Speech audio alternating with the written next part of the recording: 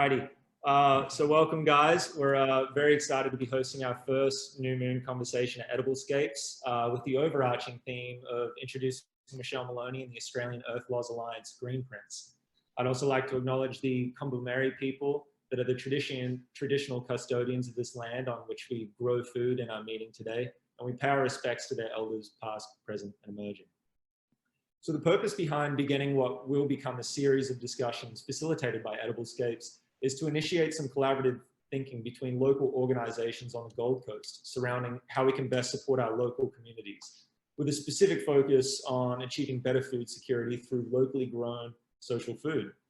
Part of doing this is having wonderful people, activists, academics, local gardeners, agroecologists, food banks, and neighborhood centers sharing their knowledge and ideas. So this afternoon, we're extremely fortunate to be joined by Nick Rose, who's sitting across from me, and Michelle Maloney, and everyone else who's taken time out of their day to attend. Nick is a scholar and activist, and he'll share what some of his current focuses are as the executive director of Sustain, the Australian Food Network. Also sharing is Dr. Michelle Maloney, the national convener of the Australian Earth Laws Alliance. I believe Michelle is going to introduce the AELA's Greenprints, a really great collection of conceptual frameworks that make up a broader heuristic for thinking about sustainable solutions. So I'm really excited by the opportunity for learning and discussion that a conversation like this offers. And I hope this leaves everyone in attendance with plenty to think about. So without any more from me, I'll hand over to Nick now and let him have a chat with you guys. Thanks very much, Zane. And it's really great to be with you all this afternoon. Before I just tell you a little bit about Sustain and our take on this really vital issue, as there's a reasonably small group of us, I think it'd be nice to know who we are just a brief introduction. So if you're comfortable, maybe we'll just sort of go around the room and just say who we are, where we're from, and what has brought us here this afternoon. So you've heard about me and Zane, so maybe we'll just do those of us who are in the room. Jorge, do you want to tell us who you are? Yeah, I am the coordinator of hello. Yeah, I am the coordinator for EdibleScapes here in Merran, Gold Coast. EdibleScapes itself is a landscape edible garden in the form of a future form of the forest garden, edible forest garden on the way. Now we are on the third year of the garden itself, and we was able to respond to the food crisis last year by allowed to create bio-intensive food growth. That means it's a double dip and concentration on multiple food, growth in very small spike and very quick.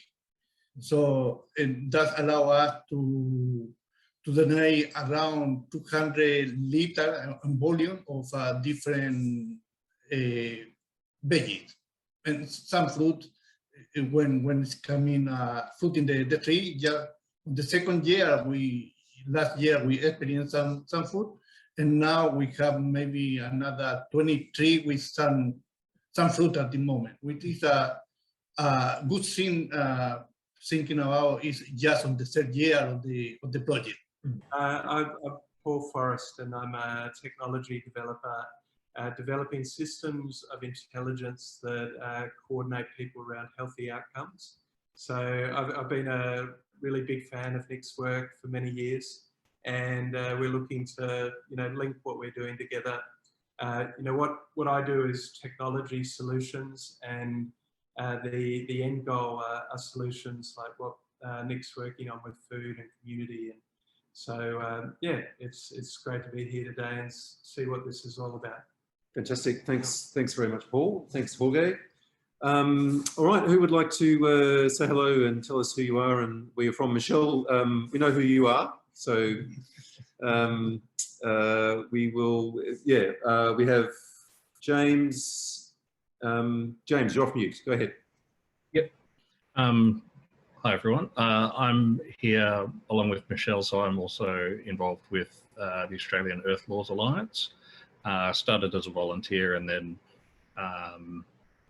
became more engaged, and I'm now one of the directors. So yeah, happy to be here and to listen to this conversation. Thank you. Great, thanks very much, James. Welcome. David. Hi, I haven't met Michelle, but we've chatted a while back for a grant that didn't come through in the end, but it was an environmental grant. And I know Jorge as well, quite well. So hi, everyone there, and everyone else I haven't met.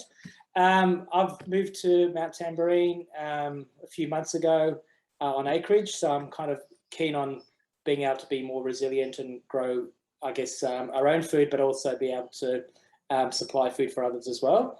And before that, I guess we're initiators of, it's called the Koala Supermarket with the Narang Country Paradise Parklands, which was a fodder farm to be able to provide food for koalas in care.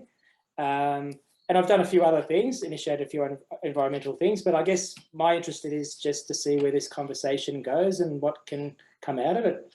Yeah, so great, thank you. Fantastic, welcome David. Thanks very much for coming along. Who else would like to say hello? Gail? Yeah, my name's Gail. My focus is on rewilding the streets.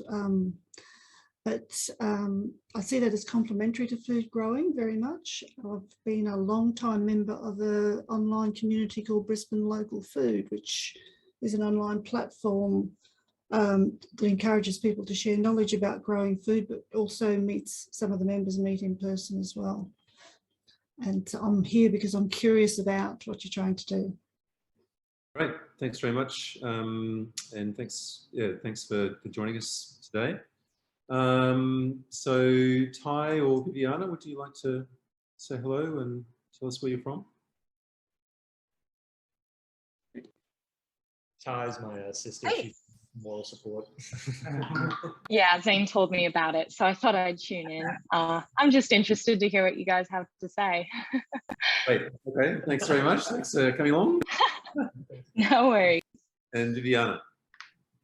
I don't know if I'm supposed to be here or not, but well, I saw like the post of Nick that it was going to be a food security conversation, so I was like, oh, I would like to join in. I'm studying like sustainability, and I'm like interested in like food security, food waste, waste management, waste to energy, and all those kind of topics. So I was like, well, we might just like network, understand what's happening here in Victoria and Melbourne, like in regional areas. So if I'm allowed to be here, I would lovely join. If it's like a private conversation. No, it's not a private conversation at all. It's a public event, and you're very welcome. Thank you for coming. Okay. Yeah. Well, that's me. And I see that Christy has also joined. Christy, are you hearing us? Oh, it's your partner. Another member of the moral support team. Spoke the crowd. Yeah, maybe. I can't see Christy's name on the. Oh, Christy's not there now. Okay. All right. Okay. Well, look. Thanks everyone. So oh, Denise is here. Sorry. Before we make a start, Denise. Hello. Hello. How are you? Good. How are you? I'm good, thank you. We're just doing some introductions. So maybe just like to say hello and tell us who you are and what brought you along this afternoon. Okay. I'm Denise Nogueira. I'm a PhD student at KUT. I've been researching local food systems, community-based food systems for the last 4 years. I'm really looking forward to this conversation here.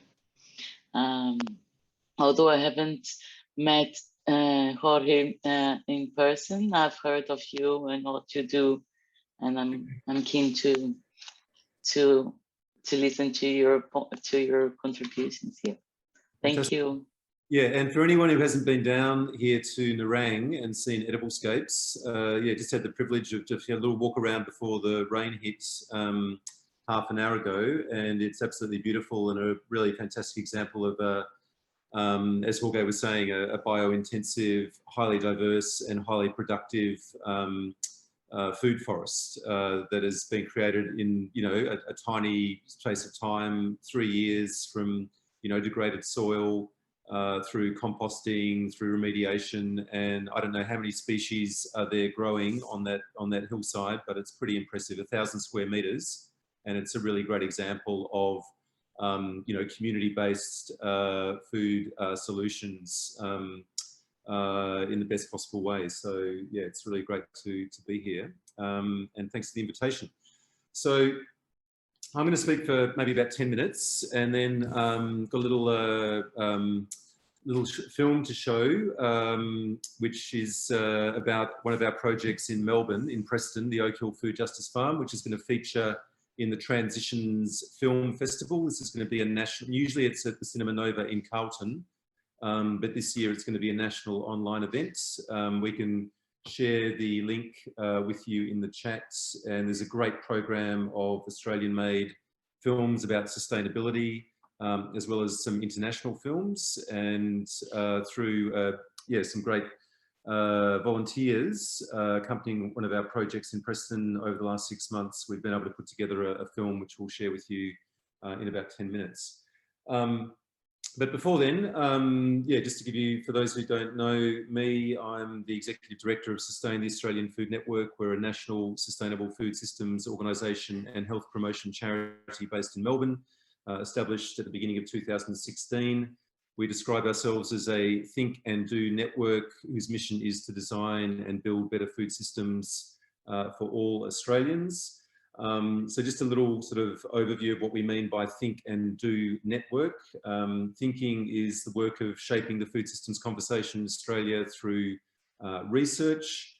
So a couple of examples of the research that we've been doing over the last few years. One is involvement in the, and we'll share these links with you in the chat later, Australian Research Council Discovery Project led by Dr. Belinda Reeve at the Law School at Sydney University, strengthening food systems governance at the local level. So this has been to map what every council in New South Wales and Victoria are doing and have done in relation to food systems policies and strategies, with the objective of showcasing the leaders and encouraging every other council in both those states and indeed nationally to understand the role of local government in supporting healthy and sustainable food systems and local food security. So there's some great outputs from that research. It's now into its 4th year, a mapping study and other publications that will be coming out of that, as well as a searchable database for the first time, tracking what every council in both those states have done on food systems and urban agriculture. Some other research that we've done in the last couple of years that's worth highlighting in particular is the 2020 Pandemic Gardening Survey. 9,140 Australians right around the country completed that survey over a 1-month period in June, July 2020, sharing and documenting their experiences of growing their own food during the months of the first wave of lockdowns in this ongoing pandemic.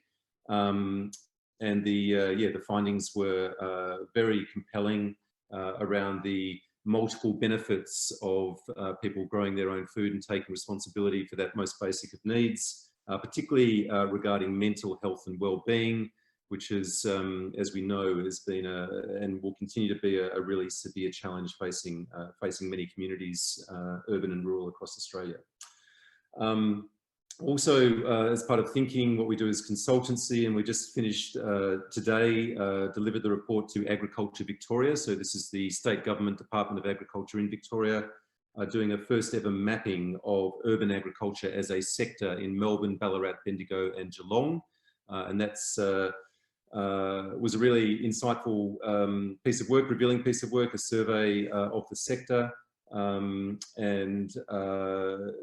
significance of it is that the state government in Victoria asked for that work in the context of preparing their current budget for this year, and looking at policy reform to actually enable and support urban agriculture across Victoria as part of a shift towards strengthening local food systems in this state, in our state. So that's some examples of some of the thinking work that we're doing. In terms of the doing, we are managing projects, Cardinia Food Circles in outer Melbourne. We've been working there with the local government since 2016 on a long-term food systems change project, as well as other discrete projects like the Oak Hill Food Justice Farm, which I'm going to be sharing with you shortly in the film, the World Food Gardens out in the west of Melbourne, facilitating intercultural and intergenerational knowledge transfer around edible plants from different parts of the world with local migrant communities, and several other projects that we've been involved in. And then networking is bringing people together, connecting and building momentum and movement and sharing knowledge and experience. So that's through things like events, the National Urban Agriculture Forum and Urban Agriculture Month, the forum that we've run 3 times now, bringing together hundreds of people, similar to what Michelle has been doing with the New Economy Network Australia, really a collection of passionate and motivated people from practice, from academia, from government, from industry and others to understand this sector and link with each other to build momentum and capacity for change.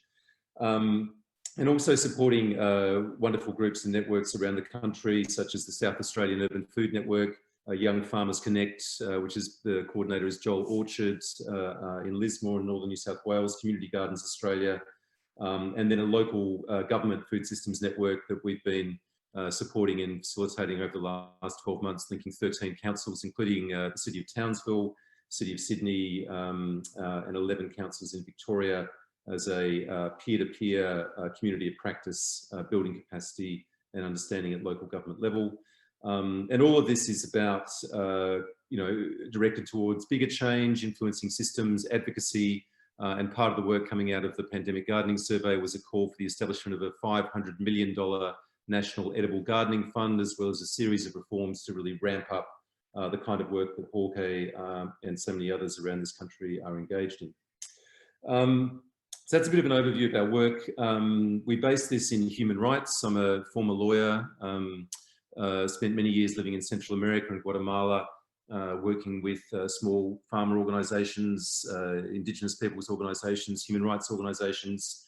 So I come at this very much from a principled commitment to international human rights law and the human right to adequate food, as contained in the Universal Declaration of Human Rights and the International Covenant on Civil and Economic, Cultural and Social Rights, to which Australia became a signatory and ratified in 1976, which means that every government, federal, state and local in Australia is bound to uphold and give full realisation to. And we believe that in a country as rich and resourced as Australia, there's absolutely no excuse for anyone not eating well, irrespective of who they are or what their economic circumstances might be. No excuse at all for food insecurity or hunger in this country, or indeed globally, when we just acknowledge how much wealth and capacity there is amongst humanity. So what is the problem? Well, the problem is that we have food insecurity and hunger in Australia, and we have had for far too long, and it's getting worse. It has been really intensified during the pandemic. Food Bank's latest hunger report for 2021 found that, according to their survey, 1 in 6 adults in Australia are now food insecure. 1.2 million children in this country are food insecure. Those are shameful and damning statistics. And at a local level, we know from our work in Cardinia and also some other consultancy work we're doing right now in the city of Maribyrnong, where I live in Footscray, there's been a huge demand and increase in food security coming as a result of the policy responses to COVID, the lockdowns, the shutdowns, the restrictions and so on, the waves of unemployment and business closures.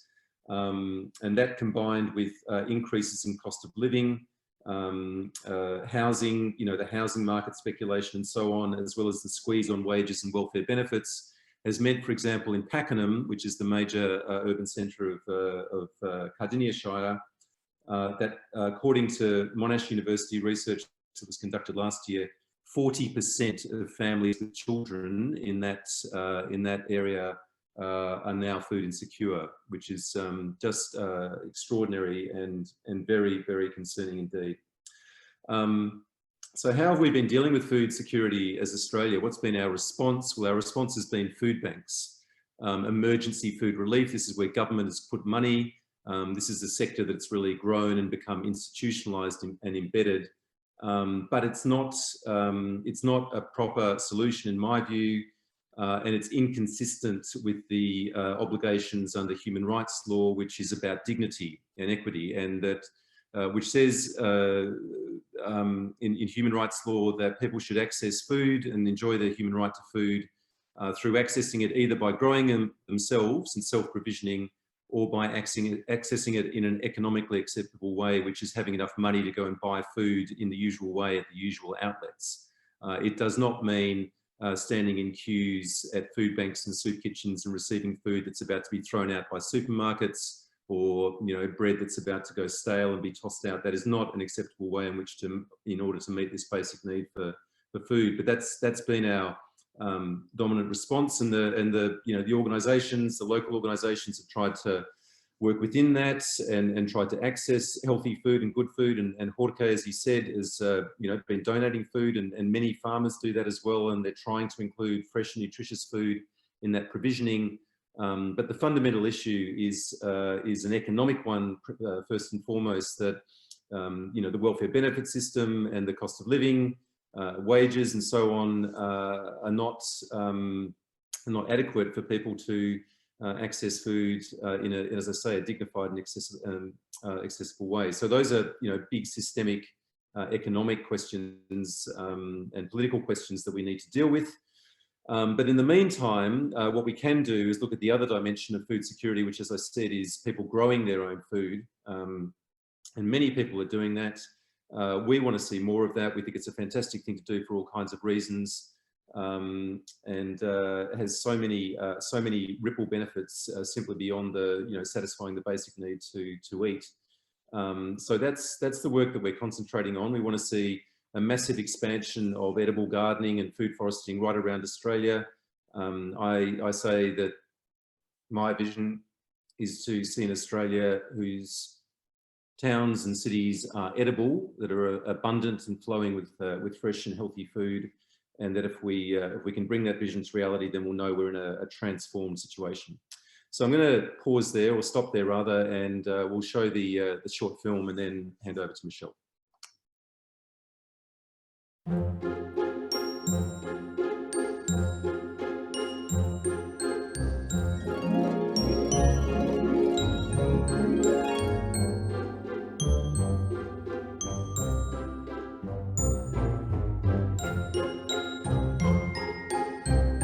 When food isn't something you can pick naturally around you, you become aware that food is like a right that you have, but it's not always there.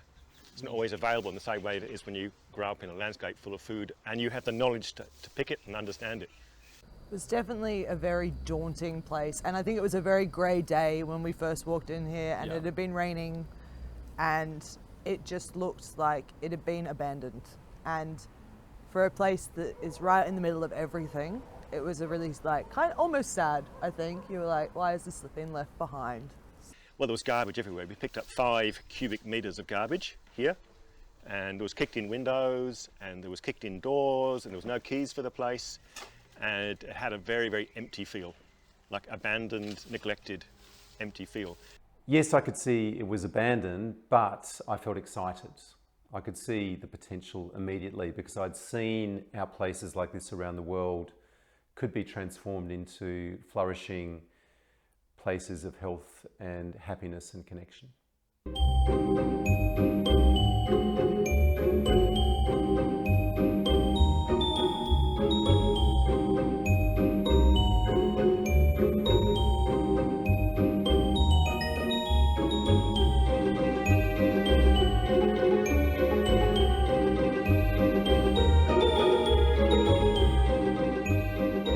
When I first saw it, I looked at it and I went, oh, that's quite a small space. I don't know how you could grow food here. I think it's important that we're able to expand upon the traditional concept of what a farm means. It doesn't have to be, you know, your typical big rural area. It can actually be in spaces such as this one that are in the middle of the city, and you know, you can produce food in many different ways.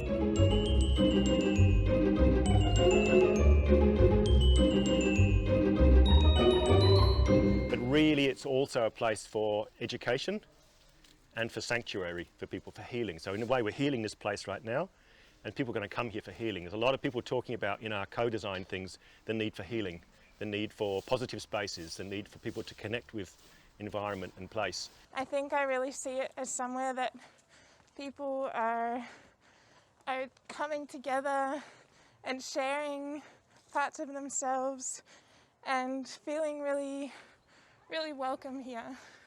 It was just such a nice sense of community, and like I think that at the moment it's really, really important for us to be building up communities with people like locally and focusing more on, you know, how we can help each other get through this together, and like the importance of, you know, growing our own food and becoming less reliant on big companies and big business and stuff, I think is really important to me. I think the vision would be like a family-friendly, people-friendly space where people can get together, grow food, learn about growing food. It's holistic when it's collective. Yeah. You know, you think about how ecosystems work. No plant or animal survives on its own. It has to be within a community, and that's kind of what we're mimicking here, and it's more sustainable when it's collective. Yeah. Looking at nature's systems in that way, ecosystems, and then reflecting that into your, you know, everyday life or everyday practice or whatever you're doing makes things a lot stronger, doesn't it? A group of people in an ecosystem, being a part of it, doing what we're meant to kind of do, make our own food and eat it. And I think that's really just mentally on its own right, the changes which that can do are fantastic.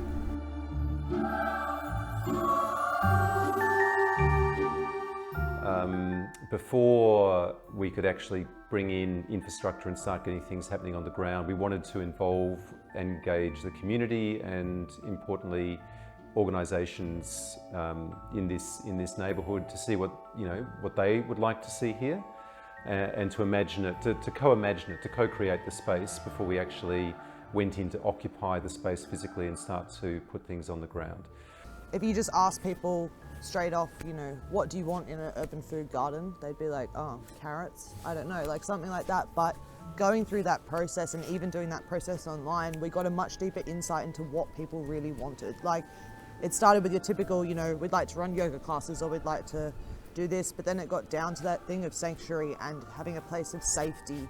And I think that was really quite profound in that way. And I'd never really thought about designing those things into a space. Having done the co-design process and some of the things that people are bringing to the table and ideas, I think there's so much potential here now.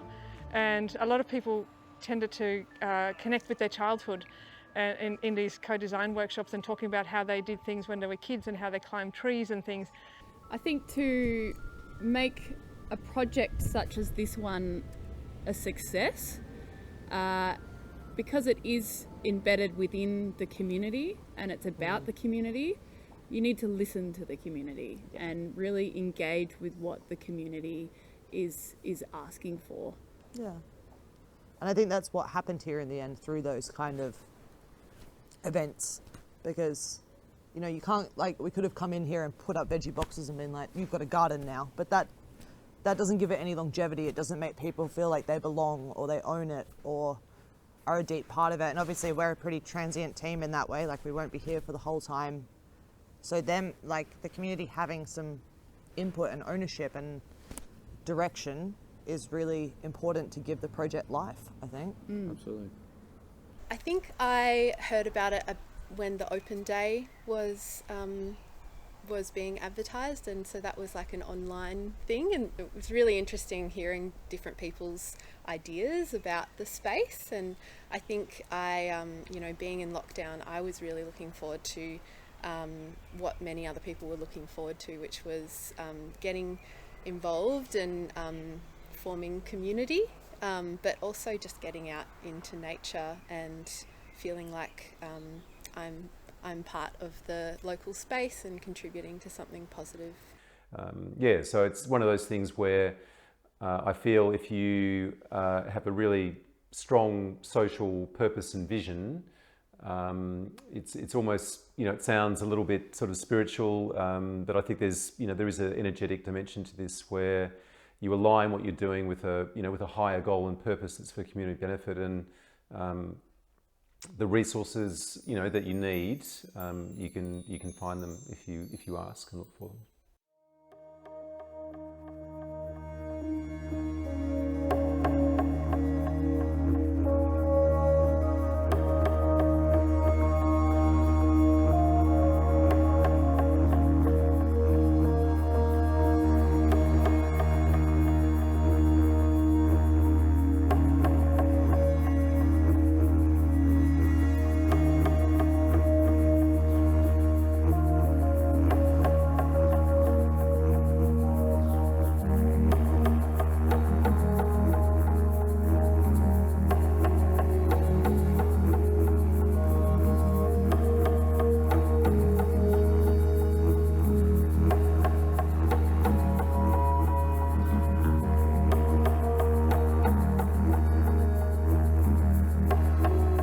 We've lived through a time and still living through a time of a lot of division, like a lot of fear. It's a time of really generalized anxiety about a lot of things, about the pandemic, obviously, about climate change, about what does the future hold, about, there's a lot of uncertainty, a lot of angst, a lot of anxiety. And we see that, there's lots of statistics about levels of kind of depression and mental health challenges. We're told it's like a huge challenge facing this country. Loneliness is another big one, and that's obviously been exacerbated dramatically during the pandemic with lockdowns and social isolation, distancing, all that stuff. So I think there's a real need for spaces like this where people can, rebuild those social bonds, can really come back together, can reweave their friendships, can make new friendships, can, connect with each other.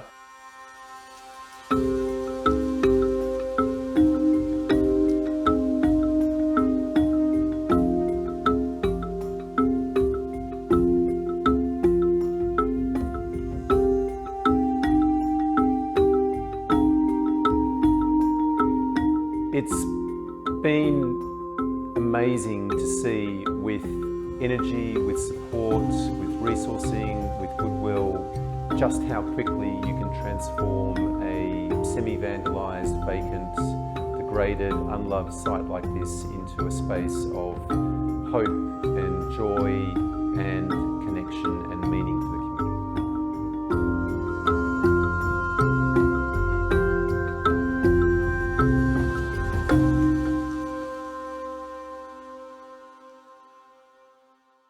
The thing you want to do is to build success. So volunteers feel energized if there's little successes all the time.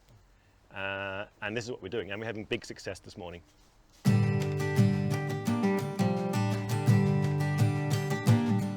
There's a lot of hope in this place, Yeah. I think it offers a little bit of hope. Yeah. And that things can change, that you could turn your house and backyard and front yard into a completely different food system, and that's what it shows. Yeah. I think going back to that stuff about, it is a house with a front yard and backyard, and how do you turn that into an urban farm? It's like, well, the point is to show anyone that they can do that is a possibility.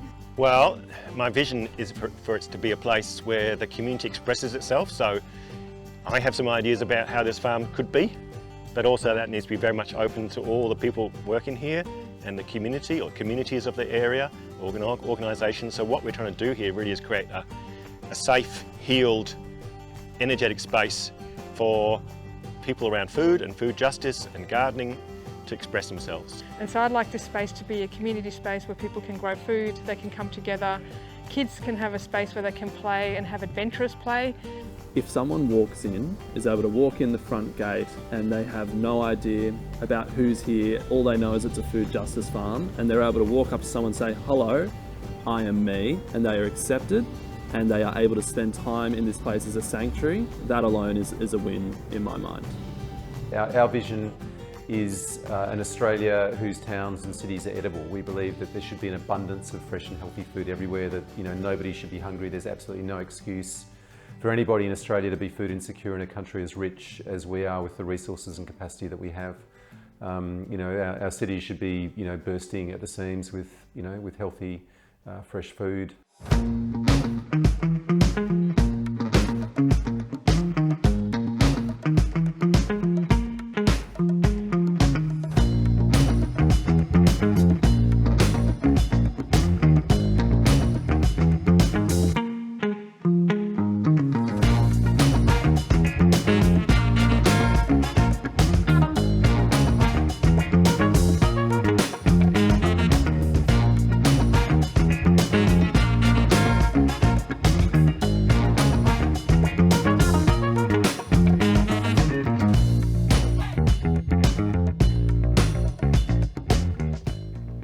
If you want to get involved in the Oak Hill Food Justice Farm, come along and volunteer. Come along and be part of a working bee and talk to us about whether there's an opportunity in your neighbourhood for something similar and how we could make this vision of edible towns and streetscapes throughout Australia a reality.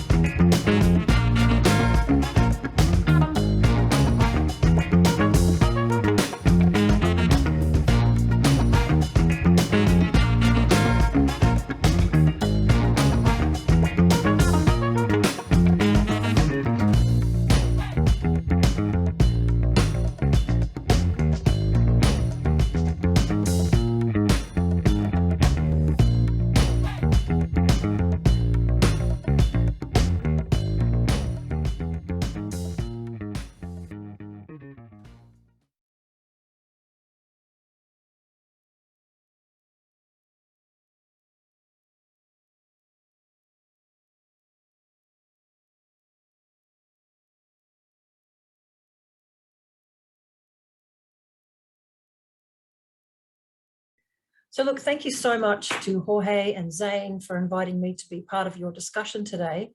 As always, I'm just so amazed by the work that EdibleScapes is doing.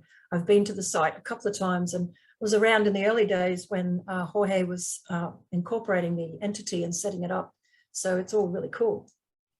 So what I'm going to do is introduce you to a concept that we've been working on, honestly, for about 5 years, but it's been this amazing process of trying to find an alternate way of looking at the governance in Australia to help us live within our limits, to help human societies live and thrive and flourish while also supporting the living world. So I'm going to start from the beginning in a moment, tell you a bit about Ayla, and then explain the big picture concept of what Greenprints is. And then we can have a chat about how food systems and how individual communities and community groups can actually become part of this bigger network and the kinds of ideas that we're growing. So if that sounds good, you're in the right place. Let's make sure my buttons work. Hooray. So I'd like to acknowledge that I live, work and play on the traditional lands of the Yagara Turrbal peoples here in North Brisbane. And I'd like to acknowledge elders past, present and emerging. And of course, in the work that I do, not only pay respects to this remarkable ancient contemporary living culture, but also the ongoing impacts of colonisation and my personal commitment to being, I guess, in the work that we do and my own personal life, part of a process of trying to decolonise the hearts and minds of all the folks here in Australia who are not Indigenous, but who love this place and the peoples who are here. So huge debt of gratitude and admiration to all the First Peoples. So the Australian Earth Laws Alliance, and can I just check in that you can hear me, because I can't actually see you when I'm doing this. It's really strange. Are you still there? Everything is working fine. Looks strange. Maybe when I click the buttons I've clicked, I can see you, but obviously I've lost the ability to be a Zoom person. Okay, good. I'm glad you're still there. So first I'll tell you a bit about AILA. Many of you know about our work, but just to give you the context of how it all fits together. So the Australian Earth Laws Alliance, or AILA, we see ourselves as advocates for systems change. So our core interest is shifting industrialized societies from human-centered only governance to holistic earth-centered governance, really just so that we can care for the living world and make sure that our planet and our local ecosystems thrive. Within AILA, we have a multidisciplinary way of working. So we do a lot of different things, but I'll just mention on the image you see there, the kind of core themes of our work are all around changing culture of the industrialized societies, particularly Western culture, changing culture so it's more earth-centered, reconnecting our governance and laws towards that which matters, building communities, both connecting folks and also sharing peer-to-peer information about how we can do things better. And an area that AILA is really interested in, and this is where the Greenprints program fits in, is creating alternatives to current destructive practices within governance systems. And of course, transforming the structures and the underpinning legal and other aspects of modern society is something we're very interested in. So we have the ALC, the Australian Earth Laws Centre, which in that we look at everything from rights of nature to ecocide to a whole bunch of other Indigenous first laws systems. We have things like the People's Tribunal and lots of other activities inside the law and governance. And in a minute, I'll run you very briefly through the framework of our thinking and our work. And it will explain to you why we've also played a key role in auspicing the development of NENA, the New Economy Network Australia, which is now 5 years old and doing really great stuff. And also we've auspiced the Indigenous Partnerships entity called Future Dreaming, which is awesome. And I'd love to share any info about that with interested folks. And through Future Dreaming and AILA's work, we're also supporting Regenerative Songlines Australia. So really the work that we do is inspired by a concept called Earth Jurisprudence, Earth-centered governance, which has arisen out of Western deep ecology. And I know Nick often talks about Thomas Berry's work. And I'll mention his framing in a moment, because placing the Greenprints, for the first time when you hear about it, placing Greenprints within a broader framework of thinking is very helpful. Otherwise, it might seem a bit overwhelming because it covers off a lot of systems change ideas. But here in Australia, our inspiration doesn't just come from Western thinking. We're profoundly influenced by many Indigenous people, and I've only mentioned two here, Mary Graham, a Kombu Mary person from the Gold Coast, and Anne Polina from the Kimberley, two amazing thinkers, and really privileged to work with them through AILA, Future Dreaming, and Regen Songlines. So in a nutshell, what we're trying to shift things from is this image on the left, the idea that it's all about humans. When we want to shift towards the image on the right, an acknowledgement, an understanding, a deep appreciation, and actual action that reflects the fact that we are just one member of the wider Earth community. Or in scientific terms, we're just one organism amongst many in a very complex, biodiverse sphere of life. So that image really shows the kinds of things we're thinking about. And on the one hand, it's very simple, but to undo some of the complex systems that we live within that affect our food systems, that affect social justice. All of this stuff is quite complex when we dig around in it. I do want to mention Thomas Berry just briefly. I know that we're here talking about food systems, and I will come all the way up from down from big picture thinking down to the intricacies of how we look at catchments and bioregions. But Thomas Berry's work is really important to us inside AILA. In his book, he's a deep ecologist. He's got a lot of writings, but in one of his last bigger books, he really turned his mind towards what he called the fundamental establishments that control human affairs. So he looked at this bigger picture of governance, structures in the industrialized West particularly. So he looks at law and government, economics, universities and education, and religion. And within these systems, he was pointing to how really since the European Industrial Revolution, but even long before then, the Western mindset of separation, thinking that humans are separate from nature, has in fact built the kinds of systems today that are seeing over-exploitation of land, water, plants, animals, biodiversity, and an underappreciation and respect for nature's power and nature's gifts. And so that was a kickoff point for a lot of Ayla's work back 10 years ago. We turned 10 this year, I'm surprised. And so this little image shows you that when we think about earth-centered governance, we are going right back to the basics of literally all human societies. We define governance in very straightforward terms because it's often over-convoluted. We're interested in the rules we make and how we organize ourselves as human beings and how we work together to live a life. And within that, the views and the beliefs and the other values that we have in a society really govern the kinds of activities, the actions we take. So from an Ayla point of view, we're interested in law, we're interested in economics, but we're also deeply interested in how society lives and perpetuates its knowledge systems and education, what our underpinning culture and values are all about, how arts and creativity and how our life might or might not be an ethical way of life from an earth-centered point of view. So just a snapshot, if I had a pointer, I guess I sort of do. If you think about law and economics, I'm just going to show you. So the Australian Earth Laws Centre focuses on these concepts: earth jurisprudence, rights of nature, ecocide, many other concepts over here, which are Indigenous first laws. But we've also, and please forgive my complete absence of any image or diagram, we've also been obviously engaging with, if we want to shift human society so that they are earth-centered, one of the biggest areas of both a barrier but potential to being earth-centered is our current economic system and the focus on endless growth, etc.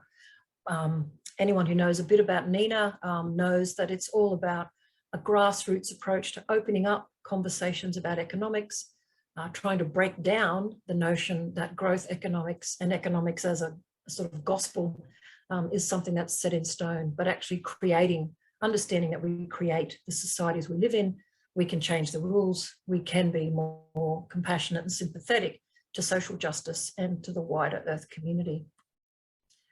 And then the only other snippet I wanted to mention before I jump into an overview of Greenprints is that Future Dreaming Australia is a very important initiative for us.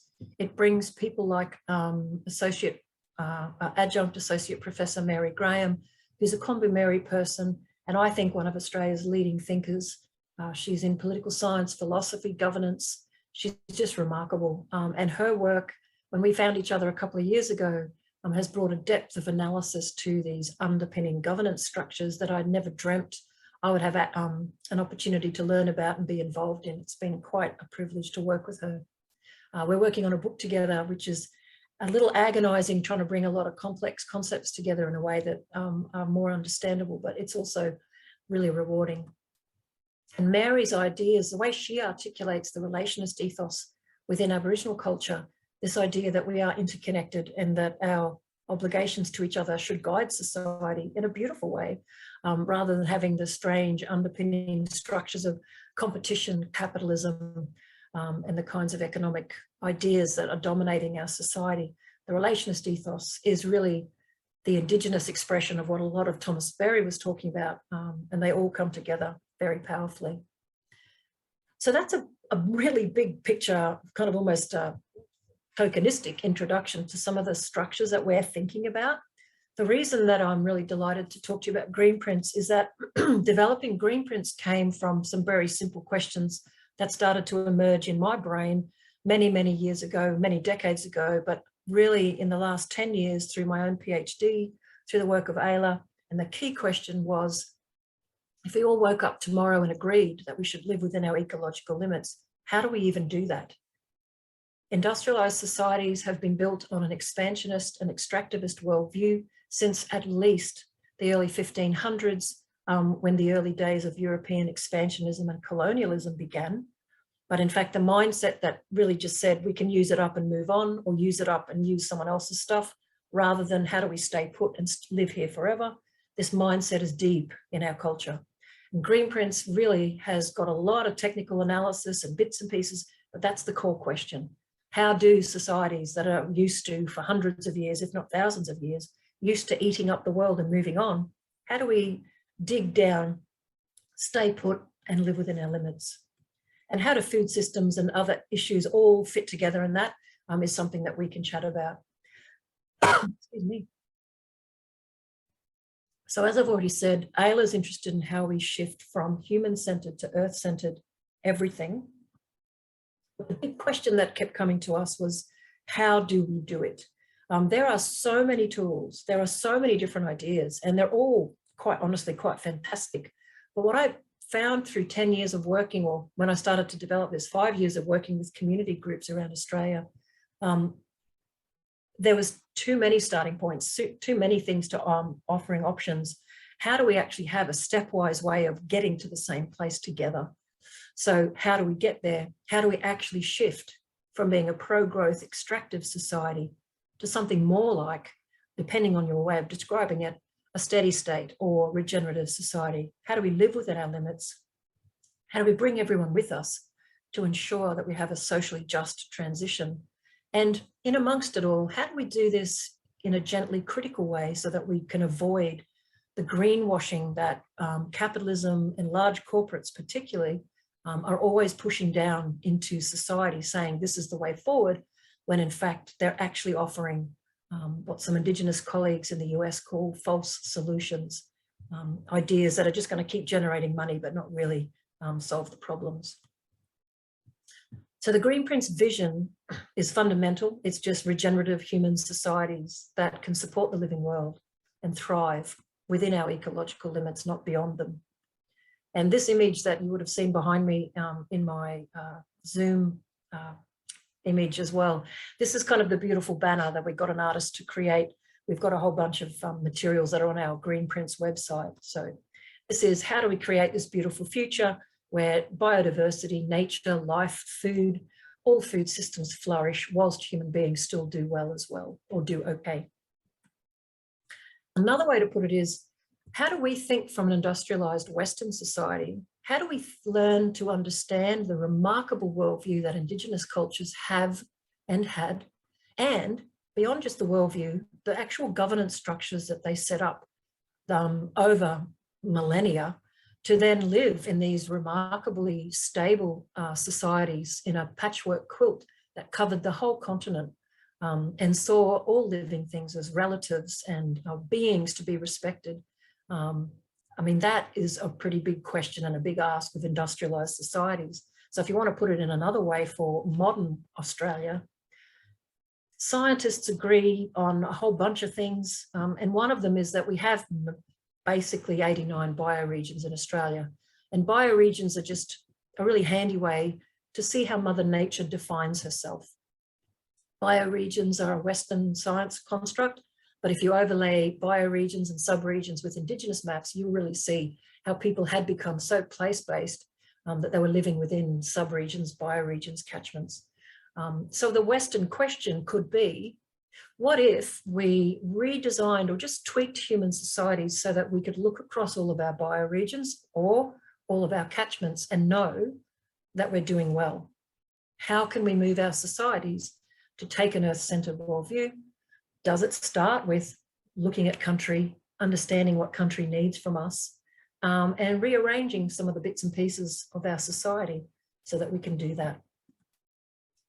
And in a lot of ways, that's where Greenprints came from. And I won't bore you with the backstory of all the different things that I was thinking about when I thought, well, how do we, as Australians, put boundaries around the stuff we're doing, just enough to think about how do we make this place good and that place good, and join up everything so that the whole continent is doing better.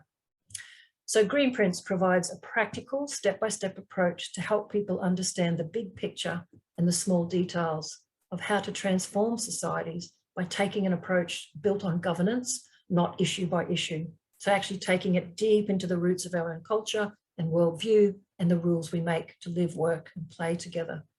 And very importantly, and why it's taken so long to pull a lot of it together and why it'll never be finished, it's just an ongoing process.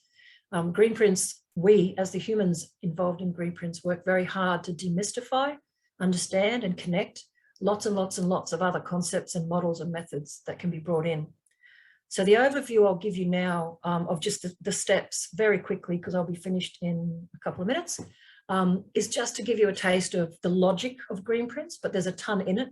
And the invitation is for folks like EdibleScapes, you know, the fact that you've invited us to come and give the talk means you've been to a previous talk and thought some of it made sense.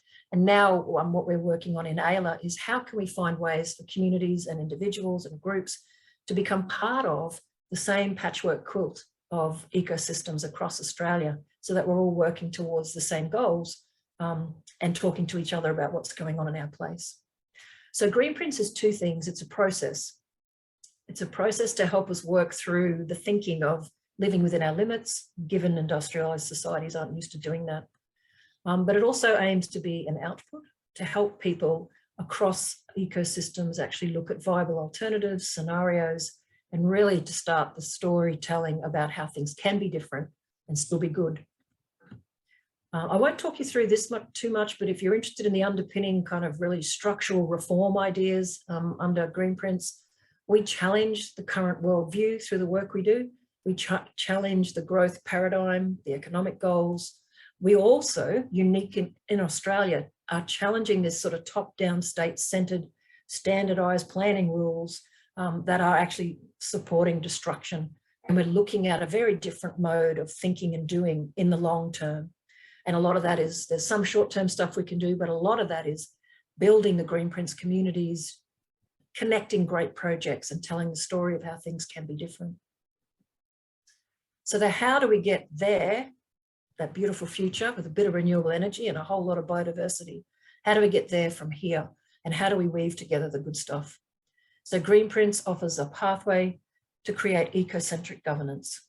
And we have made it so simple that I've given this talk in a very different form to kids and they get it too.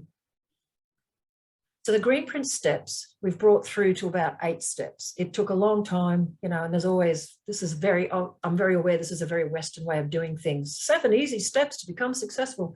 What we've tried to do is actually show people, if you think a little differently and you start from an earth-centered point of view, and that digs very deeply into other things too, like challenging colonized ideas, challenging ideas about growth, modernity, progress. If you can think differently and at least start with an open mind about caring for the earth, and then define your ecological boundaries, because this is something we don't do in the West. Our political systems are completely separate from anything to do with nature. So defining the boundary just for this process could be, for EdibleScapes, you want to see how does this process, how does this project fit within the local ecosystem, the local catchment, and in a bigger picture, the local bioregion, always putting the living world as the primary objective to fit within. How do we fit in here and where are our neighbours? What's everyone else up to? How do we join up all the good stuff inside ecological boundaries? Obviously everything's connected, but the boundaries are very important, particularly to challenge Western thinking that we can just keep going and keep using and keep eating up the world. If we said this space is all we've got for the rest of time, I think we'd look after it differently. So then the process says, well, okay, if you're defining your boundaries as this particular space or that space, what's actually here? Now, this might sound self-evident to folks who are nature lovers, but one of the critiques of Earth jurisprudence and one of the reasons Earth-centered thinking is so challenging is it actually invites Westerners, many of whom are completely disconnected. They might get up in the morning, jump into the car, air-conditioned car, drive to an office, sit in the office, do their thing, come home on the weekend, watch Netflix, play some games. They might not know their local catchment, their local river. They might not know the plants that are in their garden, the butterflies that are floating around, the bees, the trees. If we don't understand a place, how can we, as Mary Graham suggests, live in relationship with the local ecosystem and do good things? So understanding ecological foundations is a really fun space. And in a series of workshops, that's the one that can be quite joyous in terms of actually getting to know your soils, your trees, your microclimate, and scary when you look at climate projections for what might happen and what might change. And it's only then, after we've been thinking a bit differently, just opening up our Western minds, setting some boundaries for the purpose of thinking and analysing, and then really getting to know the place, then we start to map in, well, what are human beings up to in this place? What used to happen? What is happening now? What could happen in the future? And that's the only way, even those 4 steps, it's the only way we'll ever know the ultimate question that a child asks in a car, are we there yet? And this is my big argument. A lot of us are doing everything we can as individuals and organisations to have a small footprint or to be sustainable, but how do we know if it's joining up with other initiatives? How do we know when everyone's doing the right thing and we're heading in the right direction? And that's certainly one of the many things I've been thinking about as we've designed this. So the health check, are we in overshoot, whether you use the ecological footprint method or other things, and I won't go into the details of all the tools that are under this. You can probably estimate that most, I was going to say jurisdictions, most regions in Australia are actually using up more than they should, and certainly polluting more than they should. So there's a whole bunch of things we can look at in that space. And it's when we understand what we're doing in a place that we can then develop scenarios for something different. And these beautiful images that James created, feeding off the banner that we got the artist to make, this represents, well, once we work out what we're doing, what would it look like if we keep doing what we're doing? If we've cleared 50% of a bioregion and we clear the rest the way we're going now, what will be left? And given that we've already been learning how to think differently and understand that the soils need the insects and the insects need the soils and the plants need the soil and the animals need the plants, if we start to pull it apart, what really does our future look like? And what could we do differently? And then there's a whole nother wedge of stuff.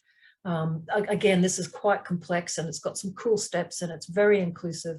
But that collective decision-making processes is when we start to engage with everything from citizens' assemblies to others to take the steps that we've developed, hopefully over a couple of months or a year, and brought lots of folks together. That's when we actually say, well, hang on, if these are the scenarios, who gets to choose?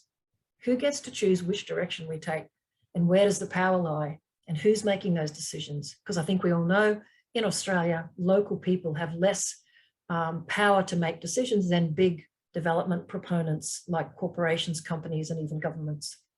And then once you develop it, that's when you know what has to be done to restore or to sustain activities in a particular place. Now, that is a very simplistic overview of the Greenprint steps. I've got gazillions of info about everything, and I won't present that today. Really, my intro talk is just to give a bit of a taster of what's possible. I wanted to mention the donut economy, because in NINA and other places, everyone asks about donut economics. I love donut economics, think it's brilliant, but it's still ultimately a concept of saying, hey, challenge growth. Let's live within our boundaries. But then your very next question is, how do we do that?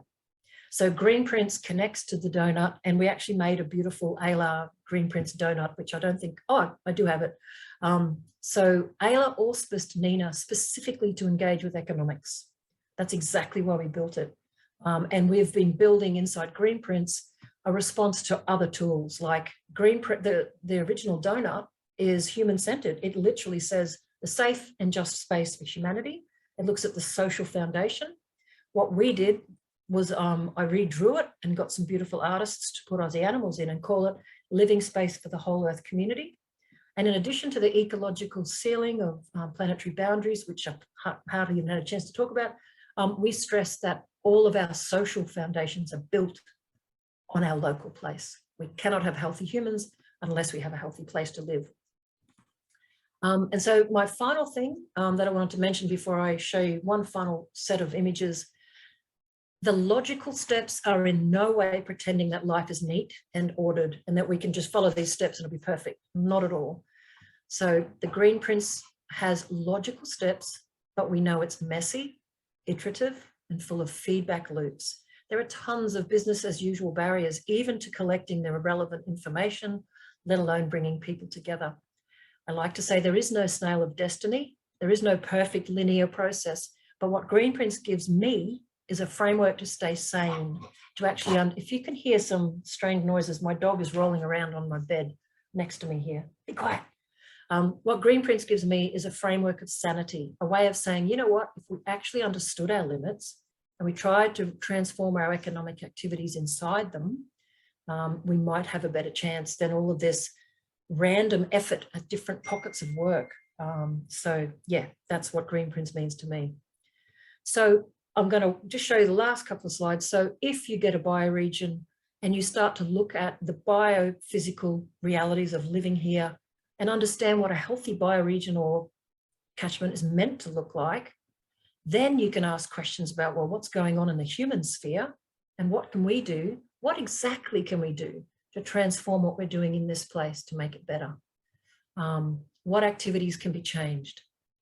And then how do we rearrange? This is a question for us lawyers too. How do we actually then change the governance rules so that in the long term, ecological health comes first, really comes first? And then this last slide is for you to think about in the work you do, either at the local level or in your conceptual work in organizations. Greenprints is meant to be a big picture way of bringing all the little bits together too. And by little bits, I mean me, you, and our organizations. So if you see that arrow, X marks the spot, that's the kind of way that we can locate ourselves in a place, connect with others in that place and start to get a picture of what's going on. So how you can get involved, and thanks so much, I've gone over I think I'd given myself 20 minutes. Zane and I agreed to 20 or 30. How you can get involved, well, we've spent a number of years pulling the tools together and the mapping system, and the website got launched last year. What we're now doing is inviting individuals and groups to be part of the network so that we can help you connect with others in your group, and you can help us find all the wonderful humans who are already doing good stuff so they can weave together the story of place and start to understand what else we need to do to push our systems in our places to be more sustainable. So if you're still with me, because I can't see you, if you're fascinated by what we're doing, put down this email address, greenprints@earthlaws.org.au, shoot us a note or we can have a yarn. But that's it from me. And I really want to get back and see if anyone's still here. So that's me. Thanks so much. You are still here. Wonderful. Yeah, thanks so much, Michelle. That was fantastic. Thank you. Really appreciated that. Jorge now as well is going to show a video. We're going to hopefully screen share effectively this time. And Jorge, it's just a short 6-minute video going over what EdibleScapes does and the relationship that we have had with the Nerang Neighborhood Center, and you know what EdibleScapes does, what it looks like, what we're growing here, and hopefully you guys all get to see and get a good idea of what that looks like. So you want to okay. EdibleScapes is an ecological treasure trove, cultivating an edible food forest garden for communities to enjoy. Situated in the foothills of the Gold Coast hinterland at the Country Paradise Parklands, this unique site is designed to inspire, educate, and respond to the call for an ecological food interpretive centre. EdibleScapes is a volunteer-driven organisation that services local communities with free organic fruit and veg, as well as providing opportunities to learn about and participate in ecologically sustainable urban food culture. Since 2018, volunteers have planted over 100 different varieties of cosmopolitan and native fruit trees, providing exciting opportunities for visitors and volunteers to taste their way through this open sky gallery, traversing across a wide variety of edible fruits. Fruit tasting at EdibleScapes is an adventure and a great opportunity to share stories. EdibleScapes innovates with agroecological methods, fostering a sustainable food growing practice. Our model enables volunteers to cultivate organic produce for the local food bank. Each week we harvest and donate on average 200 litres of fruit and veg. Throughout the year, this provides approximately 8,000 people with nutritious organic food.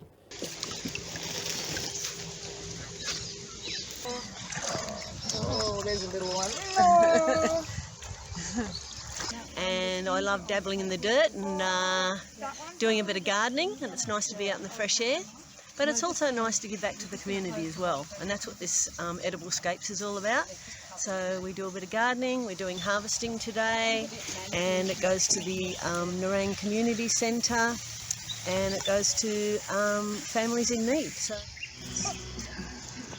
Is that it?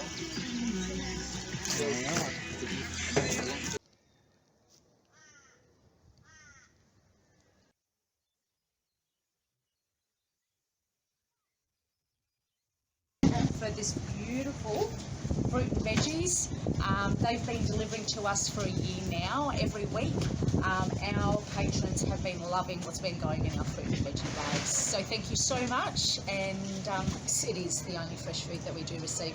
We receive food, fruit and veggies from Food Bank in Brisbane, and also through Second Bite and Oz Harvest, but they are all close to end of shelf life, so they aren't fresh like what you deliver to us, and also too they've got to be eaten quickly, so your fruit and veggies that you give us last a lot longer, so our patrons get to have that little bit more time for them to actually be able to use their. It means a lot. It's at the end of the day they can't afford to go and buy fresh fruit and veggies. It costs them a lot to do it. So by you guys coming on board and helping us out with this, we just get so much positive feedback. It's really good. We feed up to about 250 people a week.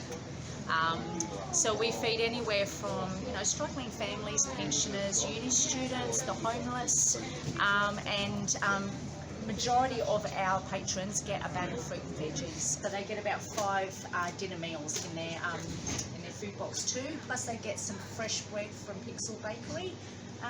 Your beautiful fruit and veggies that you give us too. So over a year, we can feed up to, I'd say, around 8,000 people a year. The impact on what we do for the community is huge. We've got a lot of people that are really struggling out there. And thanks to the team at EdibleScapes. So I'm Vicky, I'm the coordinator of the Nerang Neighbourhood Centre, and we are one of the lucky recipients of the beautiful vegetables that you supply to us every week, and certainly every other week. So we run a food bank, a food service here for the most vulnerable members of our community. So we're feeding people who don't have enough money to feed themselves and pay for the rest of the things they need to pay for just to survive. And the needs are a lot greater than people think. To have organic, fresh vegetables, to be able to give them and put them in their boxes is an absolute blessing. These are things that would normally be outside of their price range, and to be able to contribute to good nutrition for them, their families, their children is an absolute blessing, and they are so grateful. I wish you could see their faces when they pick up their boxes and they have a look at what they're getting from us every week, and a big chunk of that is the amazing food that you guys provide us, and we're so grateful, and so is our community, so thank you very much. So the people that we're seeing every day are your neighbours and my neighbours. These are people just trying to make ends meet. We have a really large working poor in Nerang, that's how I would describe it. So people trying to maintain 1, 2, 3 jobs a week. And so, they're everyday people. And these sorts of things are outside of their price range from anywhere else. So they're so grateful. And I think just as a final, I just want to say thank you to EdibleScapes for being part of an amazing community and doing what you do for our community. We're very lucky. And perhaps while you're doing that, my invitation to EdibleScapes is to be one of the groups signing up to be part of the Greenprints network, so that we can clock up your awesomeness inside the SEQ region. And so for anyone else who's interested, please let us know, and we'll find a place for us all to fit together. And also like to thank Jorge for his video, Nick for presenting today, and Michelle for also presenting today, because that kind of concludes the more formal part of this Zoom call. But I'd really like to open the floor now, especially to everyone who's listening in, to really ask any questions and have any discussion with Nick and Michelle and Jorge about what happens here at EdibleScapes. And please feel free to ask questions and yeah, go for it. So if anyone would have anything they'd like to ask to kick it off, that'd be great. I'm going to turn this around so that Nick's facing you. One thing I'd love to discuss when the time is right is, you know, particularly, I guess, hearing from EdibleScapes and Nick, how we feel food systems and food projects might be able to lead the way in some of our Greenprints activities by showing, you know, how sustainable local economy-based food systems are both ecological and socially just, you know, and interconnected. So that's something I'm interested in, you know, the individual players and groups and organizations across a place. Yeah, I mean, I can just kick that off, Michelle. I mean, and yeah, first time I've heard about Greenprints, and it looks like a fantastic initiative. And you know, you constantly amaze me the amount of work that you do, Michelle, and all the different things that you've established. You are a busy person indeed. But yeah, Greenprints is a really fantastic initiative. Yeah, I mean, it's in the food space. I mean, I guess, you know, when you were speaking in particularly that last step about the transition, you know, using that word transition, it did make me think of transition towns. And, you know, I was involved in setting up a transition initiative back in Bellingen, way back in 2007 or 8 or something like that.